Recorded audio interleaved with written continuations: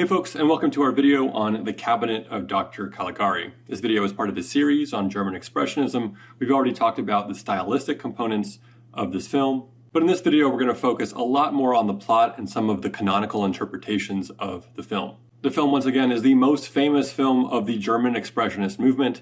It was made in 1920 and it was directed by Robert Wiene. So here's a rundown of the plot of the film. The titular character, Dr. Caligari, is a traveling showman. His act involves using his sleepwalking assistant, Cesare, a man who's been asleep for 23 years. When Cesare is awoken by Caligari, he's able to answer any question and basically tell your fortune and see into the future. In attendance at this carnival act is our protagonist, Francis, and his friend, Alan. Alan asks Cesare how long he'll live, and Cesare replies, until dawn. That night, Alan is killed in his sleep by a shadowy figure that we soon learn was in fact Cesare himself. A number of other suspicious crimes then occur, and Francis is convinced that Caligari and Cesare must be behind them. After Cesare drops dead after a failed attempt to kill Francis's love interest, Jane, Francis catches Caligari slipping into the local insane asylum. He follows him into the insane asylum, runs into the asylum's director, and learns that it is in fact Caligari himself who runs the asylum. Francis manages to enlist the asylum staff to help him rifle through all of Caligari's stuff while he's asleep. They read his diary, and it's revealed that he's obsessed with a medieval Italian monk named Caligari, who learned the secrets of mind control. Our Caligari, who we learn just simply calls himself Caligari after the medieval monk, models himself after the monk and uses those hypnotism secrets to control one of his asylum inmates. The police are called, and Caligari thus winds up as an inmate in his very own asylum.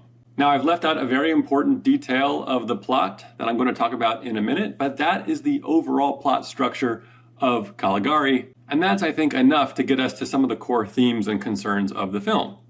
What is the Cabinet of Dr. Caligari about? Well, remember the core historical conditions of German Expressionism. These films were made right after World War I. Germany was in social and economic disarray, and the most notable films of the German Expressionist period seem to reflect the turmoil of a post-war Germany.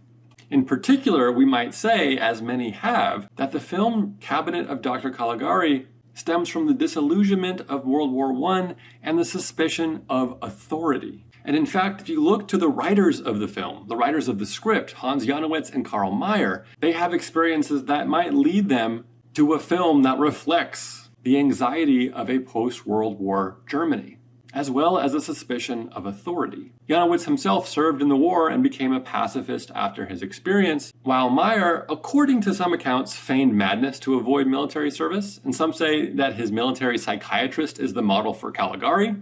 I do want to say that some other sources say that this is an apocryphal story, almost too good to be true since it maps itself so perfectly onto the concerns of the film. But you'll find this story in most biographical accounts of Mayr. So how do we understand the film as reflecting a suspicion of authority? So I think it's pretty clear if you look at the central antagonist of the film, the ones doing the murdering.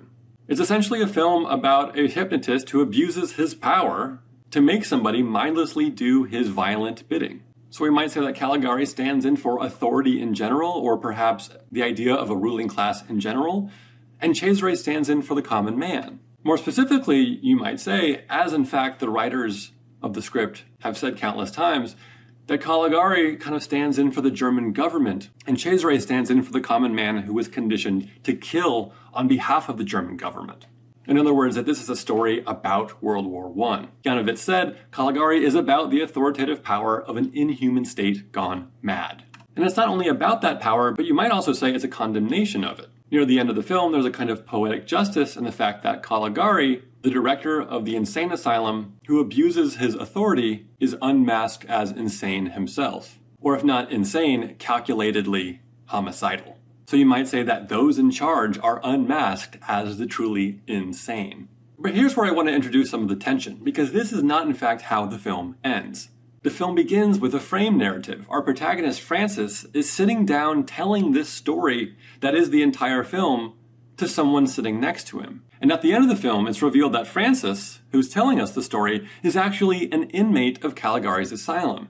He may have made up the entire plot using his fellow inmates as characters. We see the woman he loves, and we see Cesare as fellow inmates. And then we see Dr. Caligari as the director of the asylum. So this framing device does a couple things to the story. In some sense, the idea that the story is coming from the mind of a madman is a sort of motivation for the famous, exaggerated and geometric set design of the film. Bordwell and Thompson actually mention this fact, saying that the subsequent films part of the German Expressionist movement would not necessarily motivate the exaggeratedness of their sets with such a device. They say, later, as Expressionism became an accepted style, filmmakers didn't motivate the style as the subjective state of mad characters. Instead, genre conventions were invoked.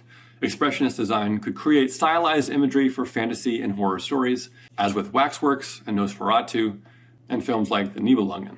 But the second way in which the framing device changes the nature of the film is a bit more serious. Because in some sense it changes the film's entire attitude on authority. It goes from an indictment of authority almost to an endorsement of it. Caligari is no longer the villain. He's a professional caring for a madman who needs his help. You might say in this framing device, authority is necessary because some people need it, like our protagonist, Francis. What's really interesting is that the writers, Janowitz and Meyer, will come out and say that this twist ending was not their intention. It was forced upon them, they say. Janowitz says, quote, Meyer and I both expressed our dissatisfaction in a storm of thunderous remonstrances, heaped upon the guilty heads of the persons in charge of production and upon the absent director. So they're essentially saying that it's the director, Robert Wiene, as well as other heads of production who are responsible for the framing device that they say changes the nature of their film. And here's where this notion of the framing device really matters to the history of the reception of this film, Dr. Caligari. One of the most important film thinkers of the 20th century wrote a pretty famous book called From Caligari to Hitler. He says that the twist fundamentally changes the film. He says a revolutionary film was thus turned into a conformist one. He says, indeed, that the character Caligari stands for an unlimited authority that idolizes power as such and, to satisfy its lust for domination, ruthlessly violates all human rights and values. But, while the original story exposed the madness inherent in authority, Wiene's Caligari, as opposed to the writer's Caligari, glorified authority and convicted its antagonist of madness. Kracauer continues, this change undoubtedly resulted not so much from Wiene's personal predilections as from his instinctive submission to the necessities of the screen. Films, at least commercial films, are forced to answer to mass desires. So basically what he's saying here is that the film Caligari represents the latent desires of the German people to submit to absolute authority. Because interestingly, what results is a film in which you have a kind of fantasy of revealing the toxicity of authority, but it's only a fantasy. The reality of the film, suggests Kracauer, endorses the authority. Kracauer reads this as a kind of symptom of the German people's latent desire to submit to absolute authority. A very desire, he says, that would lead to the flourishing of Adolf Hitler and the Third Reich. That's why he titles the book From Caligari to Hitler. Caligari is a kind of Hitler figure for Kracauer, but more importantly, the existence of the film and the story within it reveals a kind of mass attitude about authority. So you might say that the first standard account, which says that Caligari is the German government and Cesare is the common man conditioned to kill, becomes a slightly different allegorical reading, where Caligari becomes Hitler and Cesare becomes the German people under the Third Reich. You might say that the standard reading is that the film is a symptom of World War I, and Krakauer's reading is that the film reveals attitudes and latent desires that would anticipate World War II, or more specifically, Hitler's power. And Krakauer's reading here doesn't just have thematic consequences, it also has consequences about the film's famous mise-en-scene. He says, as expressionist abstractions, the sets of this film were animated by the same revolutionary spirit that impelled the two scriptwriters to accuse authority, the kind of authority revered in Germany, of human excesses. He says, as expressionist abstractions, the sets were animated by the same revolutionary spirit that impelled the two scriptwriters to accuse authority, the kind of authority revered in Germany, of inhuman excess. However, Wiene's version disavowed this revolutionary meaning of expressionist staging. In the film, expressionism seems to be nothing more than the adequate translation of a madman's fantasy into pictorial terms. In other words, for Kracauer, the framing device, which seemingly motivates the exaggerated, experimental, and geometric nature of the sets as being subjective expressions of a madman, saps those sets of their revolutionary implications. It gives them a sort of realistic explanation. as opposed to subverting the norms of how we represent space in cinema. At the same time, it's worth noting that Kracauer was still interested in the achievement of this film, especially its set design. He thinks the film is still very much about authority and tyranny, and that the set design has to do with that theme. He says the theme of tyranny, with which the authors were obsessed, pervades the screen from beginning to end. Swivel chairs of enormous height symbolize the superiority of the city officials turning on them, and similarly, the gigantic back of the chair in Alan's attic testifies to the invisible presence of powers that have their grip on him. Numerous steps ascend to police headquarters, and in the lunatic asylum itself, no less than 3 parallel flights of stairs are called upon to mark Dr. Caligari's position at the top of the hierarchy. So Krakauer's position is not to say that this is merely a reactionary film, but rather that the film's revolutionary ambitions are presented as a fantasy that is suppressed by the film's reality. The reality that this is just a tale told by a madman. So it's worth noting here that a lot of critics have responded critically to Krakauer's account of this film, for a couple reasons. The first reason, which I don't want to get into too much, is that Kracauer insists that the screenwriters were making this completely revolutionary film, when the reality is that the original script of the film, which wasn't revealed until many decades later, also has a framing device that still somewhat renders the film's events as told through the mind of this character. He's not revealed to be a madman, but the film is still somewhat subjective. The second way that critics respond to Krakauer's reading is to sort of question the assumption that Kracauer is making about the twist. You might say, is this ending in the film really a completely unambiguous twist of events? If we look at this final few frames of the film, in which we kind of iris in on the face of Dr. Caligari, who is looking a bit cryptic, or at least his virtue as a source of comforting authority and sanity might be put in question, right? If the film ends this way, isn't it worth asking the question whether there's some ambiguity in the film? Whose truth is the truth that we should accept? A handful of major critics and film scholars have suggested that the film still bears an ambiguity that would mitigate Krakauer's reading. But regardless of how we respond to Krakauer's reading of the film, his way of reading this film, and in fact his way of reading many films from Germany in the 19-teens, the 20s, and the 30s, is extremely influential on the discipline of film studies. This is how Kracauer kind of presents his thesis for how he sees the relationship between film as a mass medium and society. He says the films of a nation reflect its mentality. What films reflect are not so much explicit credos as psychological dispositions, those deep layers of collective mentality which extend more or less below the dimension of consciousness. The idea that films or any form of mass media or mass communication reflect the unconscious desires or fears of a group of people would become extremely influential in film studies and would drive more or less what we call ideology critique. And in fact, Krakauer's insights about some of the most famous works from the Weimar era as reflecting anxieties about authority are super interesting and insightful. Each of these films, Nosferatu, Dr. Mabuse, Metropolis, The Golem, M, have at their core anxieties about authority and obedience.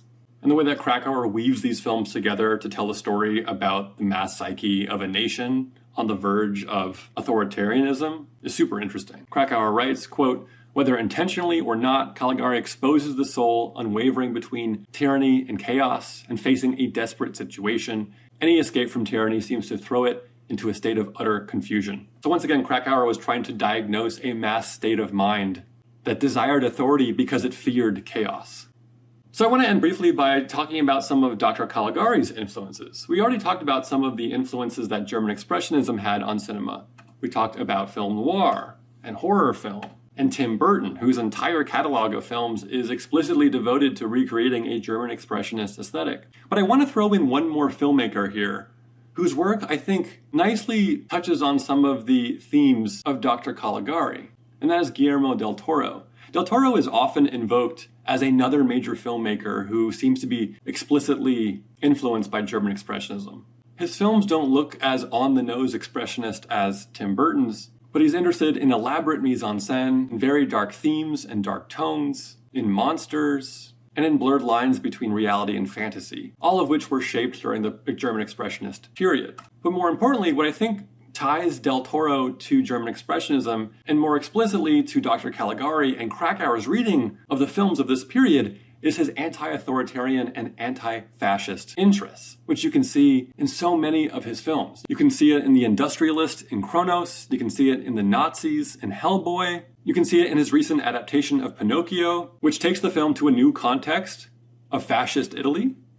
You can see it in Pan's Labyrinth and The Devil's Backbone, two films which are set against the backdrop of the Spanish dictator Franco and the Spanish Civil War. These films are united by a common attribute of authoritarianism. And you can also link his anti-authoritarian and anti-fascist sentiment to his interest in otherness and the way that monsters tend to stand in for otherness. Del Toro is obsessed with monsters, but he's obsessed with depicting monsters as people who have been maligned by society. You can see this very clearly in The Shape of Water, and in Hellboy, and in Pinocchio, and also in Kronos.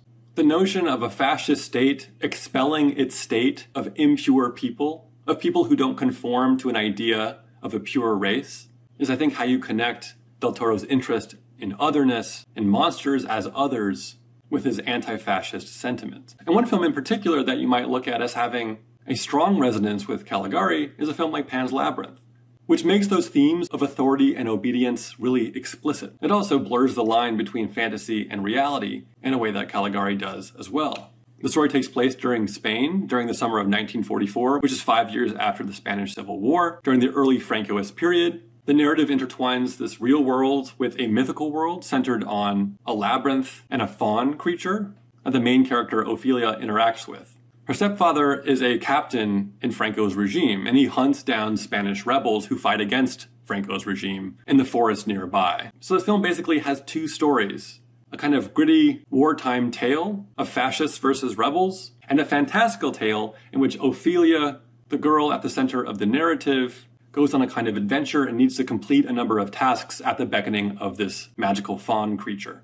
Where Caligari sort of stands in only metaphorically or allegorically for the German state, for the proto-fascist state, in Pan's Labyrinth we have an actual fascist who's standing in as the authority figure, and in Ophelia you have a disobedient subject. Throughout the film she is disobeying. And what's really interesting is that in her fantasy world, the faun is also an authority figure. And Ophelia is constantly disobeying him as well.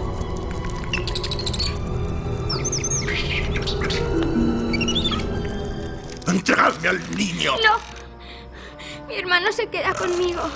It's almost as if the magical world becomes a training ground for disobedience, for civil disobedience. Obedecer. Así, sin pensarlo. Eso solo lo hacen gentes como usted, capitán. And the way Del Toro talks about his filmography makes it very clear that he is thinking about these issues in his films. He says, much like fairy tales, there are two facets of horror. One is pro-institution, which is the most reprehensible type of fairy tale. Don't wander into the woods and always obey your parents. The other type of fairy tale is completely anarchic and anti-establishment. So you might say that what we have in Pan's Labyrinth is a film whose mise-en-scene, whose blurring of reality and fantasy, owes a lot to German Expressionism, but it takes another step further in connecting to some of the concerns that were at the heart of the film Dr. Caligari.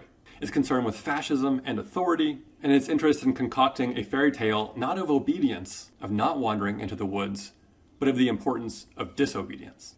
Okay, and that's all I have about Dr. Caligari. I'll see you next time.